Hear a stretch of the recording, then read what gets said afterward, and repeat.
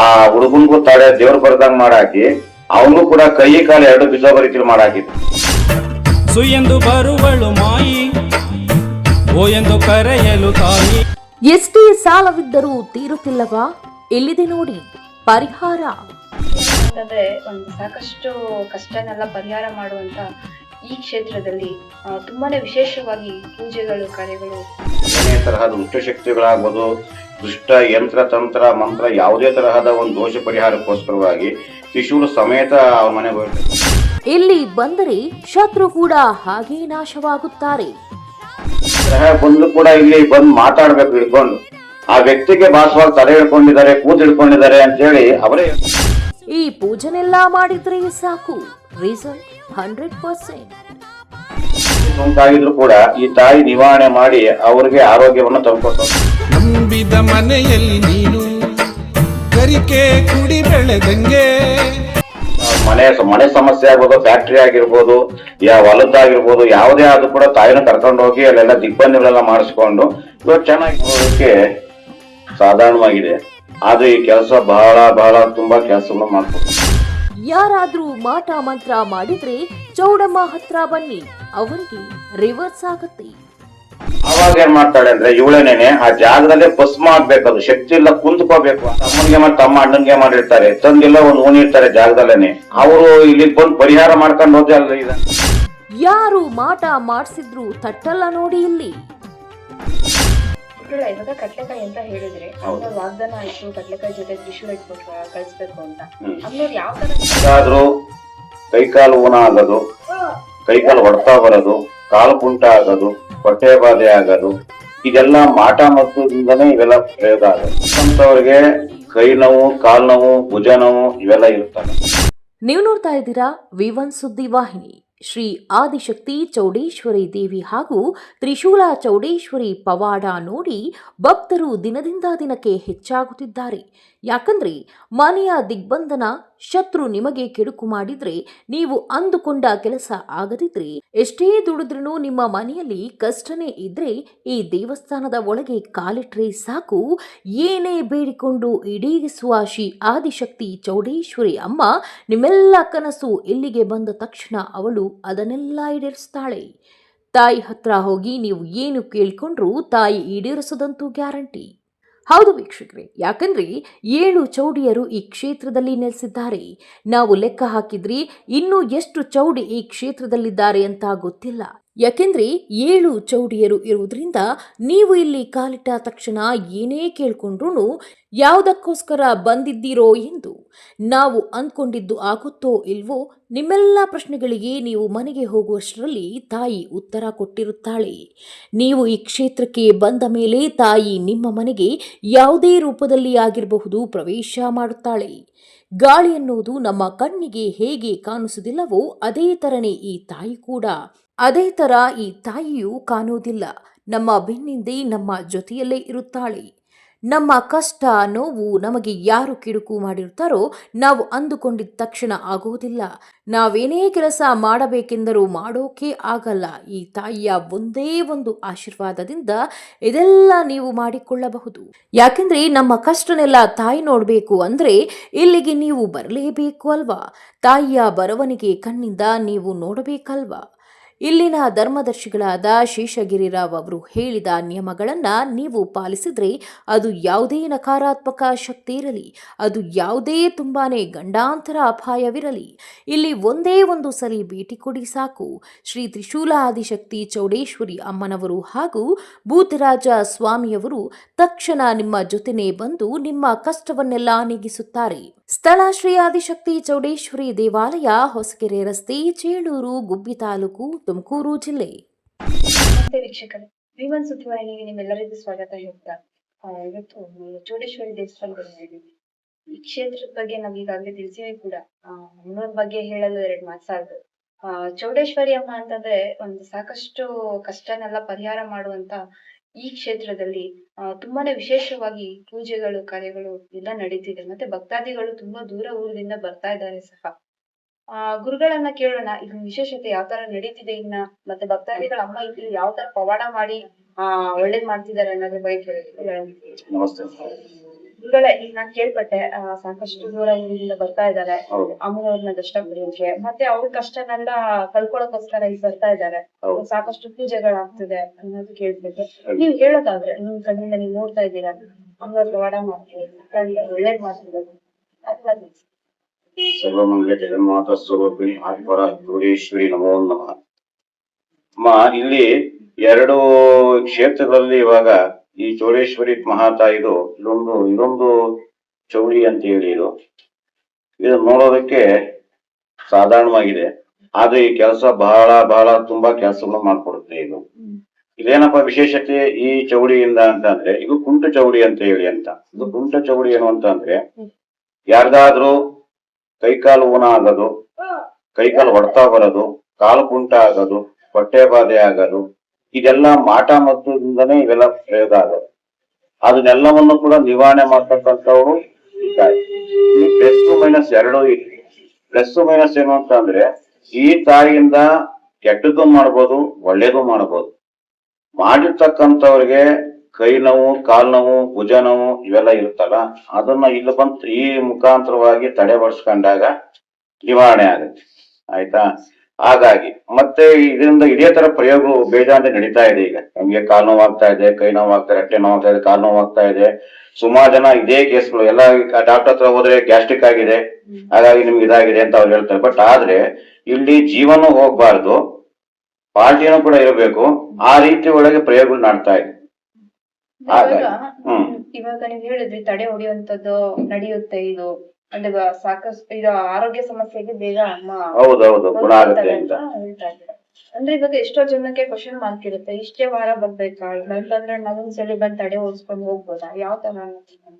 ಇಷ್ಟೇ ವಾರ ಅಂತ ಅಂದ್ರೆ ಇಲ್ಲಿಗೆ ಬರೀ ಫೋನ್ ನಲ್ಲಿ ಕೇಳೋರು ಜಾಸ್ತಿ ಆಗ್ಬಿಟ್ಟಿದ್ದಾರೆ. ನಮ್ಗೆ ಈ ಸಮಸ್ಯೆ ಇದೆ, ಫೋನ್ ನಲ್ಲಿ ಉತ್ತರ ಕೊಡಿ, ಫೋನ್ ಸಮಸ್ಯೆ ಬಗೆಹರಿಯೋದೇನಲ್ಲ ಇದು. ಡಾಕ್ಟರ್ ಇವಾಗ ಆಸ್ಪತ್ರೆಗೆ ಹೋಗಿ ಇಂಜೆಕ್ಷನ್ ಕೊಡೋದು ಅಂತ ಬರೀ ಮಾತ್ರೆಗಳಿಗೆ ಗುಣ ಆಗುವಂತ ಕೇಸ್ಗಳೆಲ್ಲ ಇವೆಲ್ಲ ಇವು. ಹಾಗಾಗಿ ಇದೊಂದು ಪ್ರಯೋಗ, ಒಂದು ಎಕ್ಸಾಂಪಲ್ ಕೊಡ್ತೀನಿ. ಒಂದು ಪ್ರಯೋಗ ಇದರಿಂದ ಏನು ಅನ್ನೋದಕ್ಕೆ ಎಕ್ಸಾಂಪಲ್, ಒಬ್ಬರಿಗೆ 3 ಸಲ ಅಪಘಾತ ಆಗಿತ್ತು, ಆಕ್ಸಿಡೆಂಟ್ ಆಗಿತ್ತು.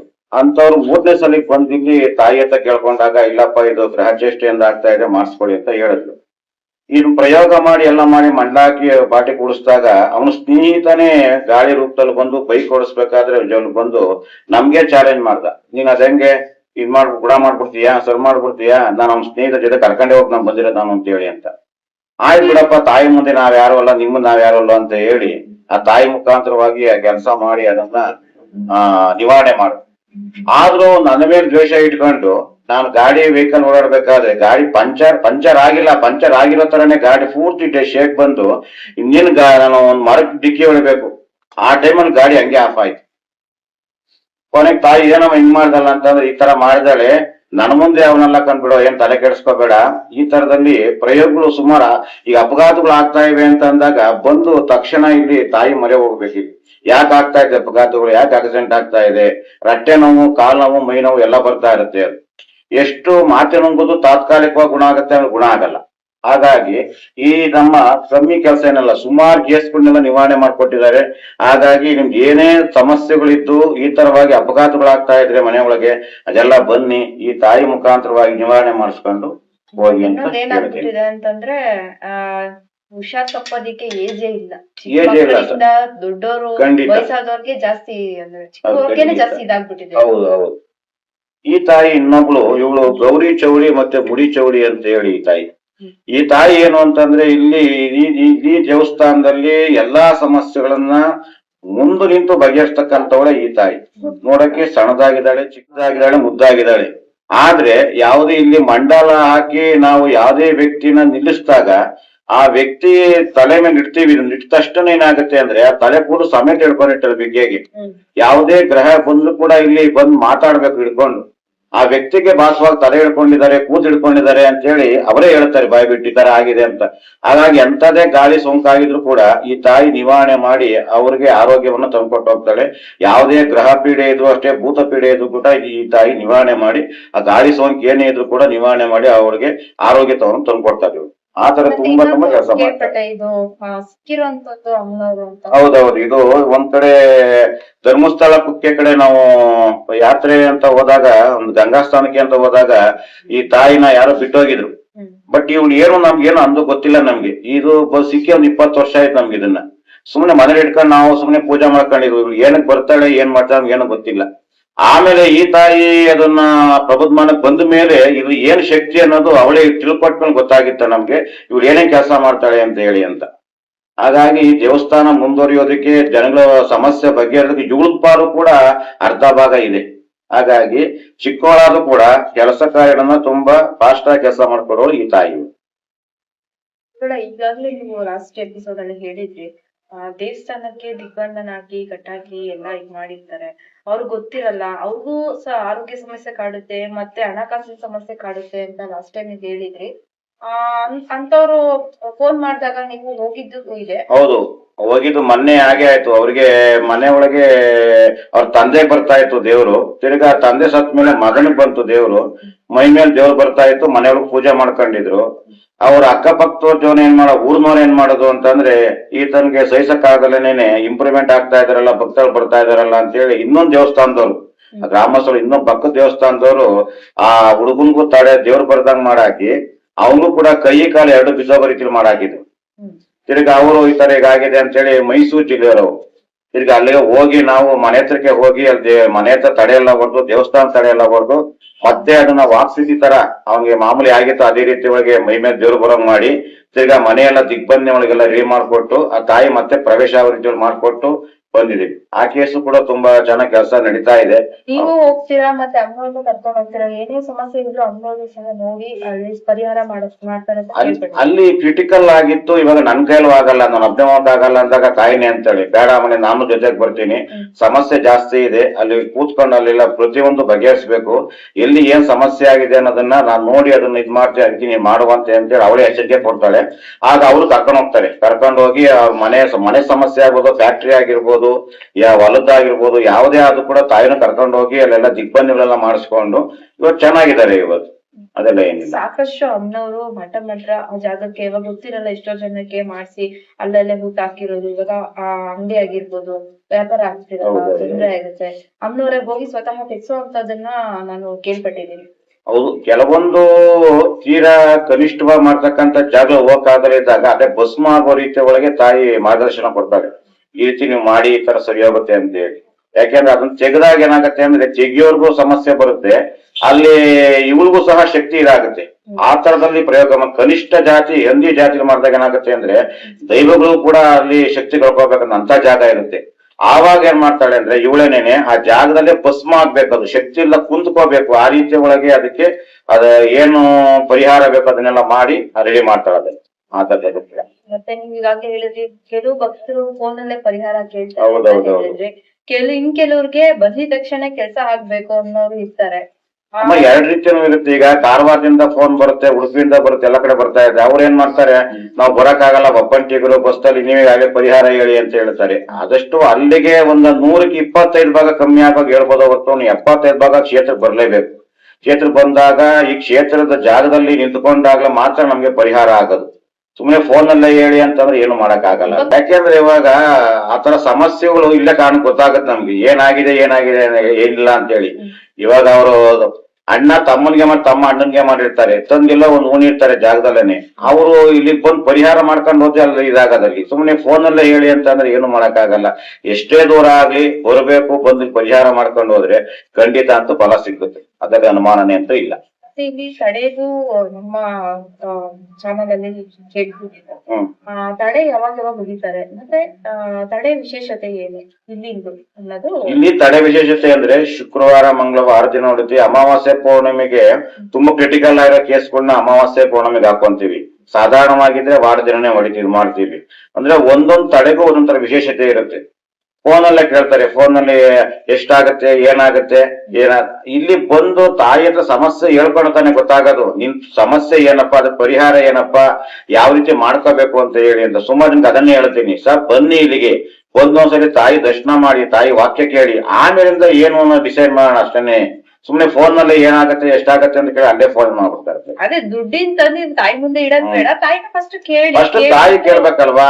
ನಾವು ಅವ್ರ ತರ ಮಾನವರೇನೆ, ನಾವೇ ದೇವರಲ್ಲ. ಆ ತಾಯಿ ಹೇಗೆ ಹೇಳ್ತಾಳ ನಾವು ಹೋಗುವಂತವ್ರು. ಹಾಗಾಗಿ ಆ ತಾಯಿ ಏನ್ ವಾಗ್ದಾನ ಕೊಡ್ತಾವ ಆ ರೀತಿ ನಾವು ಫಾಲೋ ಮಾಡುವಂತವ್ರು ಅಷ್ಟೇನೆ. ಹಾಗಾಗಿ ಸುಮಾರು ಜನ ಬಂದು ಕೆಲಸಗಳು ಮಾಡ್ಕೊಂಡು ಹೋಗಿದ್ದಾರೆ, ನಿವಾರಣೆ ಆಗಿದೆ. ಕೆಲವರು ಅನುಮಾನ ಫೋನಲ್ಲೇ ಕೇಳ್ತಾರೆ, ಫೋನಲ್ಲೇ ಇಡ್ತಾರೆ, ಅಯ್ಯೋ ಅಲ್ಲಿ ಹೋಗಿದೀವಿ ಅಂತ ಅನುಮಾನ ಮಾಡ್ಕೊಂಡು ಅಲ್ಲೇ ಉಳ್ಕೊಂಡಿದ್ರು, ಅಲ್ಲೇ ಉಳ್ಕೊಂತಾರೆ ಅಷ್ಟೇನೆ. ಯಾವ್ದು ಬಗೆಹರ್ಸಕ್ಕಂತೂ ಆಗಲ್ಲ ಅವ್ರ ಕೈಲಿ. ತ್ರಿಶೂಲ ಚೌಡೇಶ್ವರಿ ಪವಾಡದ ಬಗ್ಗೆ ನೀವು ತಿಳಿಸ್ತಾನೆ ಇರ್ಬೇಕು. ಯಾಕಂದ್ರೆ ಅಲ್ಲಿ ಅಂದ್ರೆ ಚೌಡೇಶ್ವರಿ ಅಮ್ಮನ ದೇವಸ್ಥಾನದಲ್ಲಿ ತ್ರಿಶೂಲನೇ ಪವಾಡ ಆಗಿದೆ. ಅಂದ್ರೆ ಇಲ್ಲಿ ತ್ರಿಶೂಲ ತಗೊಂಡೋಗಿ. ಹೌದು, ಇವಾಗ ಏನಾಗಿದೆ ಅಂದ್ರೆ ತಾಯಿ ಕಟ್ಲೆಗೆನೆ ತ್ರಿಶೂಲವನ್ನ ಇದ್ ಮಾಡಿ ಕಳಿಸುವಂತ ಇವಾಗ ವಾಗ್ದಾನ ಆಗಿದೆ. ಹಾಗಾಗಿ ಏನ್ ಮಾಡಿದ್ವಿ, ಇವಾಗ ಮನೆ ಒಳಗೂ ಸಹ ಮನೆ ಒಳಗೆ ಒಂದ್ ತಲಬಾಗ್ಲಿಗೆ ತ್ರಿಶೂಲವನ್ನೇ ಅದಕ್ಕೆ ಇದ್ ಮಾಡಿ ಆ ಕಟ್ಲೆ ಸಮೇತ ಸೇರಿಸಿ ಕೊಡ್ತಾ ಇದೀವಿ. ಇವಾಗ ಈಗಾಗ್ಲಿ ಒಂದ್ ತ್ರಿಶೂಲ ಸಮೇತ ಕಟ್ಲೆ ಹೋಗಿ ಅವ್ರ ಮನೆ ಸೇರ್ಕೊಂತ ಇದ್ದಾರೆ. ಅದೆಲ್ಲ ತುಂಬಾ ಒಳ್ಳೇದಾಗಿದೆ, ರಿಸಲ್ಟ್ ಚೆನ್ನಾಗ್ ಬರ್ತಾ ಇದೆ. ಹಾಗಾಗಿ ಅವರು ಸರ್ ನೀವು ತಗೊಂಡಾದ್ಮೇಲೆ ನೆಗೆಟಿವ್ ಇಲ್ವೇ ನಮ್ಮ ಹತ್ರ ಫಸ್ಟ್ ಕ್ಲಾಸ್ ಆಗಿ ನಿದ್ದೆ ಬರುತ್ತೆ, ಮನೆಯೊಳಗೆ ಶಾಂತಿ ಆಗಿದೆ, ಯಾವುದೇ ತರದ ಜನಗಳದ್ದು ಕಾಟ ಇಲ್ಲ ಅಂತೇಳಿ ಅವರೇ ಫೋನ್ ಮಾಡಿ ಹೇಳ್ತಾ ಇರ್ತಾರೆ. ಅಷ್ಟು ಸಾಕು. ನಾವ್ ಇಷ್ಟೊಂದು ಕಷ್ಟಪಟ್ಟು ಆ ತಾಯಿನೆಲ್ಲ ಹೊಲಿಸ್ಕೊಂಡು ಪೂಜಾ ಮಾಡ್ಕೊಂಡು ನಾವು ಭಕ್ತಿಯಿಂದ ಇರೋದ್ರಿಂದ ಜನಕ್ಕೂ ಒಳ್ಳೇದಾಗುತ್ತೆ ಅಷ್ಟೇ. ಅಷ್ಟೇ ಸಾಕು ನಮ್ಗೆ. ವಾಗ್ದಾನ ಕೊಟ್ರು ಅಂತ ಹೇಳಿದ್ರೆ ತ್ರಿಶೂಲ ಮತ್ತೆ ಕಟ್ಲೆಕಾಯಿ ಜೊತೆ ಇಟ್ಕೊಳ್ಬೇಕು ಅಂತ ಏನಕ್ಕೋಸ್ಕರ ಅಮ್ಮವ್ರು ಹೇಳಿ? ಅಲ್ಲಿ ಮಾಮೂಲಿ ಕಟ್ಲೆ ಒಂದಷ್ಟು ಕಡೆ ಏನಾಗುತ್ತೆ ಅಂದ್ರೆ ಈ ಮಾಮೂಲಿ ಎಲ್ಲ ಕಟ್ಲೆಗಳು ಕಟ್ಟೋದು ಶಕ್ತಿಗಳಿರಲ್ಲ. ಈ ತಾಯಿ ಒಂದು ಇದರಿಂದ ಒಂದು ವಸ್ತುವಿಂದ ತ್ರಿಶೂಲದಿಂದ ಅಲ್ಲೋಗಿ ಅವ್ರ ಮನೆ ಸೇರ್ಕೊಂಡಾಗ ಏನಾಗುತ್ತೆ, ದುಷ್ಟ ಶಕ್ತಿಗಳು ದುಷ್ಟ ಗ್ರಹಗಳಾಗ್ಬೋದು, ಅವೆಲ್ಲವೂ ಕೂಡ ನಿವಾರಣೆ ಆಗುತ್ತೆ. ಇನ್ನೊಂದ್ ಏನಂತಂದ್ರೆ ಅದು ತ್ರಿಶೂಲ ಮತ್ತೆ ಕಟ್ಲೆಕಾಯಿನ ವೀಕ್ಷಕರಿಗೆ ತೋರಿಸ್ಬಿಡಿ ಅದನ್ನ ಹೇಳ್ತಾರೆ. ಇವಾಗ ಕಟ್ಲೆಕಾಯಿ ಅಂತ ಹೇಳಿದ್ರೆ ಅಮ್ಮವ್ರ ವಾಗ್ದಾನ ಆಯ್ತು, ಕಟ್ಲೆಕಾಯಿ ಜೊತೆ ತ್ರಿಶೂಲ ಇಟ್ಬಿಟ್ಟು ಕಳ್ಸ್ಬೇಕು ಅಂತ ಅಮ್ಮವ್ರು ಯಾವ ತರ ಹೇಳಿದ್ರು ಮತ್ತೆ ಅದನ್ನ ನಮ್ಮ ವೀಕ್ಷಕರಿಗೆ ತಿಳಿಸ್ಬಿಡಿ. ಈ ತರ ಯಾವ ತರ ಬಿಡ್ತಾರೆ ಈ ತರ ನೋಡಿ, ಇದು ಕಟ್ಲೆಕಾಯಿ ಇದು ಅಂತ ಹೇಳಿ, ಇದು ಭೂತಾಳೆಗಳನ್ನೆಲ್ಲ ಹಾಕಿ ಅಷ್ಟದೈವಗಳನ್ನೆಲ್ಲ ಹಾಕಿ ನವರತ್ನಗಳನ್ನೆಲ್ಲ ಹಾಕಿ ಇದನ್ನ ರೆಡಿ ಮಾಡಿರ್ತೀವಿ. ಇಲ್ಲಿ ಒಂದು 21 ಚಕ್ರ ಸ್ಥಾಪನೆ ಇರುತ್ತೆ ಇದರಲ್ಲಿ. ಹಾಗಾಗಿ ಯಂತ್ರ ಸ್ಥಾಪನೆನೂ ಇರುತ್ತೆ. ಹಾಗಾಗಿ ತ್ರಿಶೂಲ ಕೂಡ ಇದಕ್ಕೆ ಅವ್ರ ಮನೆ ಒಳಗಡೆ ಏನೇ ತರಹದ ದುಷ್ಟಶಕ್ತಿಗಳಾಗ್ಬೋದು, ದುಷ್ಟ ಯಂತ್ರ ತಂತ್ರ ಮಂತ್ರ ಯಾವುದೇ ತರಹದ ಒಂದು ದೋಷ ಪರಿಹಾರಕ್ಕೋಸ್ಕರವಾಗಿ ತ್ರಿಶೂಲ ಸಮೇತ ಅವ್ರ ಮನೆಗೆ ಹೋಗುತ್ತೆ. ತಾಯಿನೇ ಅವ್ರ ಮನೆಗೆ ಹೋದಾಗ ಲೆಕ್ಕ ನಲ್ಲಿ. ಹಾಗಾಗಿ ಇದ್ರಲ್ಲಿ ವಿಶೇಷತೆ ಏನು ಅಂತಂದ್ರೆ, ಪ್ರತಿ ಅಮಾವಾಸ್ಯೆಗಾಗ್ಬೋದು ಹುಣ್ಣಿಮೆಗಾಗ್ಬೋದು ಈ ಕಟ್ಲೆನ ರಿಮೂವ್ ಮಾಡ್ಕೊಂಡು ಆಚೆ ಕಡೆ ಒಂದ್ ಕಡೆ ಬೇವಿನ ಮರದ ಹತ್ರನ ಹೊರಗಡೆ ಇಟ್ಕೊಂಡು ಇದಕ್ಕೆ ಒಂದು ರಕ್ತ ಶಾಂತಿ ಕೊಡ್ಬೇಕು. ರಕ್ತ ಶಾಂತಿ ಕೊಟ್ಟಾಗ ಇದೇ ಚೌಳಿ ರೂಪದಲ್ಲಿ ಮನೆ ಒಳಗೆ ಇದ್ಕೊಂಡು ಪ್ರತಿಯೊಂದು ಯಾರು ಹೊರಗಡೆ ಏನೇ ಒಂದು ವಾಮಾಚಾರ ಪ್ರಯೋಗ ಮಾಡ್ತಾ ಇದ್ರು ಕೂಡ ಅದು ರಕ್ಷಣೆ ಮಾಡ್ತಾ ಇರ್ತಾರೆ. ಒಟ್ಟಲ್ಲಿ ತಗೊಂಡೋಗುವಂತವ್ರು ಪ್ರತಿ ಅಮಾವಾಸ್ಯೆಗೊಂದ್ಸಲಿ ಆಚೆ ಕಡೆ ತಗೊಂಡೋಗ್ಬೇಕು, ಮನೆ ಒಳಗೆ ಕೊಡಬಾರ್ದು. ಒಂದ್ ಬೇವಿನ ಗಿಡ ಆಗ್ಬೋದು, ಆ ಗಿಡದ ಕೆಳಗಡೆಗೆ ಇದನ್ನಿಟ್ಟು ಇದಕ್ಕೊಂದು ಬಲಿ ಶಾಂತಿ ಕೊಟ್ಟು ಆಮೇಲಿಂದ ಹಸಿನ್ ಗಂಜಾಲ್ ಇದನ್ನೆಲ್ಲ ಪ್ರೋತ್ಸಾಹ ಮಾಡಿ ಶುದ್ಧಿ ಮಾಡಿ ಮತ್ತೆ ತಗೊಂಬಂದ್ ಕಟ್ಬೇಕು. ಈ ತರ ಫಾಲೋ ಮಾಡ್ಕೊಂಡು ಹೋದ್ರೆ ಅವ್ರ ಮನೆ ತುಂಬಾ ಒಳ್ಳೇದಾಗುತ್ತೆ. ತಗೊಂಡೋದ್ಮೇಲೆ ಸುಮ್ನೆ ಕಟ್ಬಿಟ್ಟು ಸುಮ್ನೆ ಆಗ್ಬಾರ್ದು. ಇಲ್ಲ, ಯಾಕೆಂದ್ರೆ ಈಗ ಈ ತಾಯಿ ತ್ರಿಶೂಲ್ ರೂಪದಲ್ಲಿ ಹೋಗ್ತಾ ಇದ್ದಾಳೆ ಅಂದ್ರೆ ಶಕ್ತಿ. ಇವಳು ಒಂದ್ ಊಟ ಬೇಕಲ್ಲ, ಇವಳು ಡೈಲಿ ಊದ್ಗಡಿ ಹೋಗಿ ನಾವು ಕೇಳೋದೇ ಇಲ್ಲ, ಒಂದ್ ಊಟ ಕೇಳ್ತಾವ ಅಷ್ಟೇನೆ. ಆ ಊಟವನ್ನ ಅದನ್ನ ಕೊಟ್ಕೊಂಡು ಹೋಗ್ತಾ ಇದ್ರೆ ಮನೇಲಿ ಕೂಡ ಇಂಪ್ರೂವ್ಮೆಂಟ್ ಇರುತ್ತೆ. ಯಾವುದೇ ತರಹದ ಕೆಟ್ಟ ಜನಗಳದ ಮನೆಗೆ ಸಹವಾಸಗಳಾಗ್ಲಿ ಏನೂ ಇರೋದಿಲ್ಲ. ಈ ತ್ರಿಶೂಲ ರೂಪದಲ್ಲಿ ಅವ್ನು ಕೊಡ್ತಾ ಇರ್ತಾಳೆ ಅವಳು. ಹಾಗಾಗಿ ತಗೊಂಡು ಅದನ್ನ ಫಾಲೋ ಮಾಡ್ಕೊಂಡು ಅಂತ ಮಾತು ತಗೊಂಡ್ ಹೋಗ್ಬೇಕು. ನಮ್ಗೆ ಆಗಲ್ಲ ಅಂತ ಅಂದ್ರೆ ಇದು ಬೇರೆ ತರದ ಕಟ್ಟೆ ಇರುತ್ತೆ, ಅದನ್ನ ಮಾಡ್ಕೊಡ್ತೇವೆ ನಾವು ಶಾಂತಿ ರೂಪದಲ್ಲಿ. ಅದನ್ನ ಆಯ್ತು ನೀವು ಮಾಡ್ಕೊಳ್ಳಿ ಅಂತ ಹೇಳಿ ಅದು ಪರ್ಮನೆಂಟ್ ಆಗಿ ಮಾಡ್ಕೊಂಡು ಹೋಗ್ಬೋದು. ಅದು ವಾರದ ದಿವಸ ಮಾತ್ರ ಅದನ್ನ ಇದ್ ಮಾಡುವಂತದ್ದು ಅಷ್ಟೇನೆ. ಇದು ಅಮಾವಾಸ್ಯೆ ಕೊನೆ ಒನ್ ಟೈಮ್ ಅಲ್ಲಿ ಇದಕ್ಕೊಂದು ಶಾಂತಿ ಕೊಡ್ತಾ ಇರ್ಬೇಕು. ಶಾಂತಿ ಕೊಡ್ತಾ ಇದ್ರೆ ಹೌದು, ಖಂಡಿತ ಇರುತ್ತೆ. 3 ವರ್ಷ 4 ವರ್ಷ ಬೇಕಾದ್ರೂ ಬರ್ತಾ ಇರುತ್ತೆ. ಮನೆ ಒಳಗೆ ಏನಾದ್ರು ಸಾವು ನೋವು ಆದ್ರೆ ಅಂಟುನುಂಟಾದ್ರೆ ಶಕ್ತಿ ಕಳ್ಕೊಳ್ತಾವ. ಅವು ಹೊಸ ನೀರಿಗೆ ಬಿಟ್ಬಿಟ್ಟು ಹೊಸ ಮಾಡಿಸ್ಕೊಂಡು ಹೋಗ್ಬೇಕು. ಅಷ್ಟು ಬಿಟ್ರೆ ಅಲ್ಲಿವರೆಗೂ ಏನ್ ಸಮಸ್ಯೆ ಬರಲ್ಲ. ಮತ್ತೆ ಇವಾಗ ಅಮ್ಮನವರು ಒಂದಷ್ಟು ಮನೆ ಸಾಕಷ್ಟು ಭಕ್ತಾದಿಗಳ ಮನೆಗೆ ಸಹ ಹೋಗ್ತಾ ಇದ್ದಾರೆ ಅಂತ ಕೇಳಿದ್ರೆ ಅದು ಏನಕ್ಕೋಸ್ಕರ ಕರ್ಸ್ಕೊಂತಿದ್ದಾರೆ ಅಂದ್ರೆ ಒಂದಷ್ಟು ಜನ ಅವ್ರಿಗೆ ಒಳ್ಳೇದಾಗಿರುತ್ತೆ. ಈ ತಾಯಿಯಿಂದ ಸೇವೆ ಮಾಡ್ಕೊಂಡ್ ಬಂದು ಮನೆ ಕರ್ಕೊಂಡೋಗಿ ಮಡ್ಲಕ್ಕಿ ಕೊಟ್ಟು ಸೀರೆ ಕೊಟ್ಟು 4 ಜನಕ್ಕೆ ಸಿಹಿ ಹಾಕಿ ಕಳಿಸ್ತಾರೆ. ಆನಂದ ಆಗಿದೆ ಅಮ್ಮ, ನಿಮ್ ಬಂದು ಕೆಲಸ ಕಾರ್ಯಾಗಿದೆ ಅಂತ. ಇನ್ನೊಂದಷ್ಟು ಜನ ಏನು ಅಂತಂದ್ರೆ ನಮ್ಮ ಮನೆ ಒಳಗೆ ಬಂದು ಕಾಲಿಡ್ಬೇಕಣಮ್ಮ, ಮನೆ ಒಳಗೆ ಯಾವುದೇ ತರದ ಮನೆದೇ ಕರ್ಕೊಂಡು ಹೋದ್ರು ಕೂಡ ಸಮಸ್ಯೆ ಬಗೆಹರಿದಿಲ್ಲ, ನೀನ್ ಬರ್ಲೇಬೇಕು ಅಂತ ಹೇಳಿ ಕರ್ಕೊಂಡೋಗಿ ಅಲ್ಲಿರತಕ್ಕಂತ ನೆಗೆಟಿವ್ ಅಂಶ. ಒಂದು ಯಾರೋ ಮೊನ್ನೆ ನೆಲಮಂಗಲದಲ್ಲಿ ಕರ್ಕೊಂಡು ಹೋಗಿದ್ರು, ಅಲ್ಲಿ ಮಲಗೋ ಕೋಣೆ ಒಳಗೇನೆ ನೆಗೆಟಿವ್ ಅಂಶ ಇತ್ತು. ಏನೋ ಬರ್ಬೇಕು ಅಂತ ಬಟ್ ಅಲ್ಲಿ ಮಲಗಕ್ ಆಗ್ತಾ ಇಲ್ಲ ಜಾಗದಲ್ಲಿ. ಈ ತಾಯಿ ಅವ್ರ ಮನೆಗೆ ಹೋಗಿ ಆ ರೂಮದೆಲ್ಲ ಅದನ್ನ ಪ್ರದಕ್ಷಿಣೆ ಹಾಕಿ ಮಟ್ಟಿ ಮಾಡಿ ಅಲ್ಲಿ ಅಲ್ಲಿಂದ ಆಚೆ ಓಡಿಸ್ಕೊಂಡ್ ತ್ರಿಶೂಲದಲ್ಲಿ ಆಚೆ ಓಡಿಸ್ಕೊಂಡ್ ಬಿಟ್ಟು ಅಲ್ಲಿ ಸರ್ ಮಾಡ್ಕೊಂಡು ಅಲ್ಲೊಂದು ಕಟ್ಟೆ ಕಟ್ಸಿ ಮನೆಗೆಲ್ಲ ದಿಗ್ಬಂಧಿ ಎಲ್ಲ ಮಾಡಿ ನಿಂಬೆಕಾಯಿ ಎಲ್ಲ ಕುಯ್ದಾಕಿ ಎಲ್ಲ ರೆಡಿ ಮಾಡ್ಕೊಟ್ರು. ಆ ರೀತಿ ಒಂದು ಸಮಸ್ಯೆ ಇವಳಿಗೆ ಇಲ್ಲೇ ಗೊತ್ತಾಗುತ್ತೆ, ಇಲ್ಲ ನಾವು ಬರ್ಲೇಬೇಕು ನಿಮ್ ಮನೆಗೆ ಅಂತ ಅಂದಾಗ ಕರ್ಕೊಂಡು ಹೋಗ್ಲೇಬೇಕು, ಎಷ್ಟಾರ ಆಗ್ಲಿ ಕರ್ಕೊಂಡು ಹೋಗ್ಲೇಬೇಕು, ಅಷ್ಟೇನೋ ಸುಖನೋ. ಒಂದಷ್ಟು ಜನ ತುಂಬಾ ದೂರ ನಾವು ಕರ್ಕೊಂಡು ಹೋಗಕ್ಕಾಗಲ್ಲ, ವೆಹಿಕಲ್ ಇರಲ್ಲ ಅಂತ ಹೇಳೋ ಅಲ್ಲೇ ಸುಮ್ಮನಾಗಿ ಹೋಗ್ಬಿಡ್ತಾರೆ. ಕಷ್ಟ ಏನಾರು ಅನುಭವಿಸ್ತೀವಿ, ಕರ್ಕೊಂಡು ಹೋಗಕ್ಕಾಗಲ್ಲ ಅಂತ ನಾವೇನ್ ಮಾಡೋಣ. ಏನೋ ಬಂದಾಗ ಬೇಡ್ಕೊಂಡ್ಬಿಟ್ಟಿರ್ತಾರ, ಅಮ್ಮ ನಂಗೆ ಒಳ್ಳೇದ್ ಮಾಡಿ ಕರ್ಕೊಂಡು ಹೋಗಿ ಪೂಜೆ ಕೊಡ್ತೀನಿ ನಿಮ್ಗೆ ಅಂತ ಹೌದೌದು. ಅವ್ರು ಏನೋ ಒಂದು ಹೆಜ್ಜೆ ನಿಮ್ ಮನೆಗೆ ಇಟ್ಬಿಟ್ಟು ಹೋದ್ರೆ ನಿನ್ ಮನೆ ಪಾವನ ಆಗತ್ತಲ್ಲ ಅಂತ ಆ ತಾಯಿ ಒಂದಿದು, ಅವ್ರು ಅದನ್ನ ತಿಳ್ಕೊಳ್ಳಲ್ಲ. ಅವ್ರು ಏನ್ ಮಾಡೋದು, ಆ ರೀತಿ ಸುಮಾರು ಮತ್ತೆ ಬಿಡ್ತಾರೆ. ಎಷ್ಟೋ ಜನ ಕೆಲಸ ಆದವರು ಫೋನು ಇಲ್ಲ, ಏನೂ ಇಲ್ಲ, ಬಂದು ಇಲ್ಲ, ಆ ರೀತಿ ಆಗಿದೆ. ಚೆನ್ನಾಗಿರ್ಲಿ, ಏನ್ ಸಮಸ್ಯೆ ಏನಿಲ್ಲ. ಆ ತಾಯಿ ಕಳ್ಸ್ಕೊಳಲ್ಲ ಅವಳು, ನಮ್ದೇನಿಲ್ಲ, ಕೆಲಸ ಮಾಡ್ಕೊಳ್ಳೋರು ಅಷ್ಟೇ ನಾವು. ಎಲ್ಲ ಅವಳೇನೆ. ನಿಮ್ಮ ಕ್ಷೇತ್ರಕ್ಕೆ ಬರ್ಬೇಕು ಅಂದ್ರೆ ಯಾವ ಸಮಯದಲ್ಲಿ ಬರ್ಬೇಕು, ಯಾವ ದಿವಸದಲ್ಲಿ ಬರ್ಬೇಕು? ಇಲ್ಲಿ ಶುಕ್ರವಾರ, ಮಂಗಳವಾರ ಮತ್ತೆ ಅಮಾವಾಸ್ಯೆ, ಹುಣ್ಣಿಮೆ ಈ ದಿವಸದಲ್ಲಿ ಮಾತ್ರ ಮಾಡಿರ್ತೀವಿ.